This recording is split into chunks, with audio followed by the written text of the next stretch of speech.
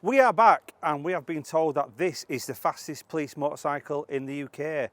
But why do Northamptonshire Police have it? Watch the video and find out. Coming up now, this bike alone will go 107 miles an hour in first gear, 190 mile an hour top speed. Make yourself more skilled, you're less likely to kill yourself. Do you personally think this is the fastest police motorcycle in the UK at the moment? I'd say it's up there with it, yeah. Why do the police have this?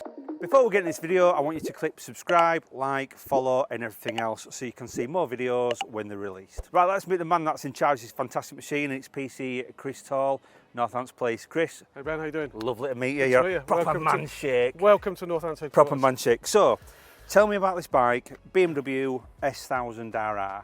M1000RR. All right, sorry. I'll get my facts right. M1000RR. Yep. So we've got 200 and how much brake horsepower? Standard bike comes with 212 horsepower, so I'm led to believe. Right, so you just said standard. So I'm going to throw this out at you. Before we even start, is this bike standard? Have BMW or Northampton Police done anything to it to make it faster or to make it a better riding bike? Ben, you should know better than to ask me questions like that. Top secret. Right, so not 16, just under 3 seconds. Apparently so. Apparently, it's a governed 190 mile an hour top speed. It'll do a standing quarter in under 10 seconds and it'll reach 151 miles an hour. It's a flying machine. It is. Absolute flying machine. Why do the police have this? You might think, why do the police need this? Why do they need a bike that looks like this, performs like this?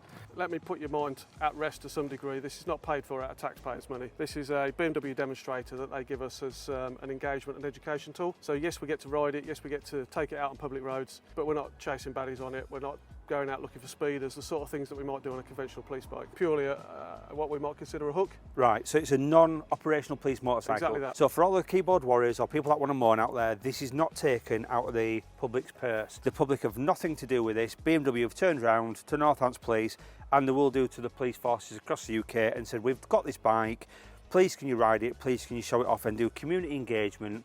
And basically it's to cut down deaths on the road, isn't it? Exactly that. We know historically that motorcyclists out there, they would prefer to engage with motorcycle cops than perhaps they would cops in cars. This is just an extension to that. So if we turn up at a biker cafe or somewhere where there's groups of bikers, then they're going to come and talk to us, whereas they probably wouldn't. So that's why I said it's a hook. It draws people to come and talk to us. It gets the conversation flowing. Then we could talk about casualty reduction and all the other things we do out there to try and reduce casualties, deaths on our road. Because people are also going to say as well, it's going to take a police officer to ride it. Yeah, it does take a police officer to ride it. You need to ride this police motorcycle, a police officer and a trained advanced motorcyclist. But we're not there as police officers to turn around people and say, we're going to do you for number plates, we're going to do you this. We're cutting down deaths, because how much does it cost? For a standard, would you say, a standard death on the road, what would you say the estimated figures are? Not only for the police, ambulance, fire, but you're looking for insurance costs, you're looking for consultant surgeons to the hospital fees, recovery, everything. What would you say, throw a figure out there, what it can cost? I'd say a very, as you describe, a quite straightforward single vehicle incident that results in a road death is going to cost the economy somewhere in the region of £1 million. So £1 million is saved from every taxpayer's pocket for the fact of you can have something like this, ride around, engage in people and say, look, this is what we've got, don't speed, but we've got to understand it's not got blue lights on and it's not there to catch speeders at the side of the road or to go off doing wheelies in your local fast area. Exactly that. That's exactly the purpose why this bike exists, yeah. Because this is a full carbon fibre spec model, isn't it? It is, yeah. £37,000? Yeah, about 36 grand I think with the carbon. Being put on by BMW. They've put on every single extra you can put on. If you didn't have this then, what would you be taking out? What would you be riding on a normal day-to-day basis? So we've got quite a mixed fleet actually. We've got Yamaha FJR 1300s. Nice. So discontinued now. So we've got probably some of the last ones that went onto the road in the UK. We've got your traditional BMW RT 1250P. Nice. We've got BMW 750 GS. Yep. And we've got an unmarked bike as well that I might be prepared to show you later if you're hanging around. Oh, I like it a lot. But with those bikes, you're still talking 130 to 155 mile an hour top speed. Yeah, absolutely. Yeah. And this top speed is governed, if it is governed, which you can't tell me, at 190 miles an hour. So do you personally think this is the fastest police motorcycle in the UK at the moment? I'd say it's up there with it, yeah, definitely. Tell us what kit you've got to wear when you're riding something like this. So We're quite lucky here in Northampton Police. We've got probably some of the best kit that's available out there. It's PPE at the end of the day, so the organisation's got a responsibility to make sure you're wearing the best kit. So obviously I haven't got it on at the moment, but from bottom, decent boots, leather trousers. We always wear an airbag, decent jacket, decent quality helmet. So it's not just about looking after us, but we quite often find that when we go out to these events and we talk to other motorcyclists, they're happy to spend 20 grand on a motorbike, and then they'll buy second-hand kit off eBay, or they'll buy an £150 helmet that's exactly got marks that. all over it. Yeah, you know, and if it looks too good to be true, generally it is. But we try and educate riders out there and say, look, yes, okay, the organisation pays for our kit, but they pay for this sort of kit for a reason. If you can spend that much money on a bike, then please try and spend a decent amount of money on your kit, because at the end of the day, it's that that's going to look after you when you come a crop when you're sliding down the road. I've just seen you this morning and you've got like what we call a tack vest which goes over your kit, and it's got airbags in it. Now, Right. I'm aware of airbags, but I've never actually seen one on someone, and you were explaining that obviously it's connected to the bike, Yeah. so if you fall off, so it's obviously the engagement is not just about the motorcycle, it's about the personal kit people use, Yeah. because again, that kit that they could be using for £600 can save the life at the end of the day, and then again cut down NHS bills, waiting times, operational theatre times and that sort of thing. So it's just investing in your own safety, isn't it? Exactly that. It's quite annoying when, if summer ever arrives, you see riders out there. This is summer, what you're on about. They're happy to go out in shorts and trainers and t-shirts, and you stop and speak to them and say, what are you doing? You know, why are you wearing kit like that? And they say, oh, I've got the decent kit, I've got it at home, but it's hot. Yeah. Well, unfortunately, if it's at home in your wardrobe or in your garage, It's not going it's to not save going to look your life. after you. If they do come off the bike and they injure themselves, then it is a drain on NHS resources and ties up an ambulance, where if they've got the right kit on, they might be able to get themselves up, dust themselves down, and maybe, yeah, the bike might be total, but they'll be okay.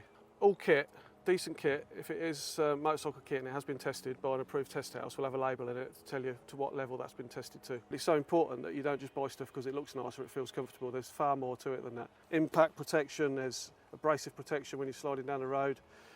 Seams burst open if it's not very good kit, so you know you want stuff that's been manufactured and tested to a good standard. But it's the difference between sliding down the road for 3 or 4 seconds to sliding down the road for potentially upwards of a minute. Yeah. That's the difference. Now, hopefully, you're not going to find yourself sliding for a minute, but I hope not. it shows the difference in level in the kit. So what do you think would happen after 3 seconds then? It'd just come off you? It weave down to skin, it goes Yeah. straight through. Yeah. Exactly. And that's what we want to achieve when we're showing bikes like this. We want people that see the bike, come over, engage with people like Chris. They want to see the bikes, but also the kit. They want to find out what it's like, how to save the NHS, emergency services money as well. I think it's fantastic. I love it to bits. Go on and do some advanced training. Go to IAM, go to ROSPA, go to an organisation that delivers advanced training. Make yourself more skilled. If you're more skilled, safety is a byproduct of that. You know, Yeah. Safety is not always a sexy word, is it? But people like to be more skilled. Yeah.